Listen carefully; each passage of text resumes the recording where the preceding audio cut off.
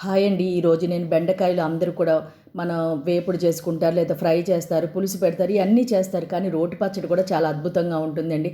అది ఎలా చేస్తారో నేనైతే మీకు చూపిస్తాను. ఎందుకంటే ముందు స్టవ్ వెలిగించి బాండీ పెట్టాను. దాంట్లో కొంచెంగా ఆయిల్ వేసి ముందైతే కనుక కొన్ని ఎండుమిర్చి, మినపప్పు, పచ్చెనపప్పు ఇవి వేయించుకుంటున్నాను అనమాట. ఇలా వేయించుకోవడం వల్ల పచ్చడి మంచి రుచిగా ఉంటుందండి. పచ్చిమిరకాయలతో కూడా చేసుకోవచ్చు, కానీ దాన్ని మించి రుచి ఎండుమిరకాయలతో అంటే ఉంటుంది.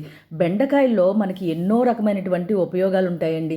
చూడండి, ఆ పోపు దినుసులు తీసిన తర్వాత అదే ఆయిల్లో నేను ఈ విధంగా కోసుకున్నటువంటి బెండకాయలు వేసి కొంచెం సాల్టు, పసుపు, చింతపండు అయితే వేసాను అనమాట.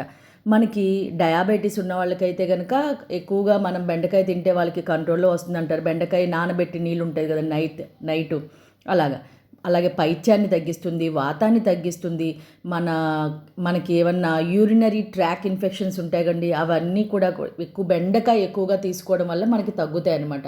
ఇప్పుడు బెండకాయ అది మగ్గిపోయింది కదండి. ఇందాక నేను వేపించుకున్నటువంటి పోపులు, 2 వెల్లుల్లి, జీరా వేసి ఇవంతా కూడా కచ్చా పచ్చాగా మిక్సీ పట్టుకున్నానండి. ఇప్పుడు దీన్ని రిమైనింగ్ మిగిలినటువంటి ఆయిల్లో కొంచెం మినపప్పు, ఆవాలు, కరివేపాకు, ఇంగువ వేసి పోపు పెట్టుకుంటే చాలా అద్భుతంగా ఉంటుందండి. దీని రుచి అయితే గనక చాలా బెండకాయ మన పేగుల్ని శుభ్రం చేస్తుందండి. మనకి డైజెస్టివ్ సిస్టమ్ కూడా మంచిగా పనిచేస్తుంది. కాబట్టి ఒకసారి ఈ విధంగా మీరు ఎవరైనా చట్నీ చేసి ట్రై చేసి ఎలా ఉందో నాకైతే కనుక కామెంట్ చేయండి.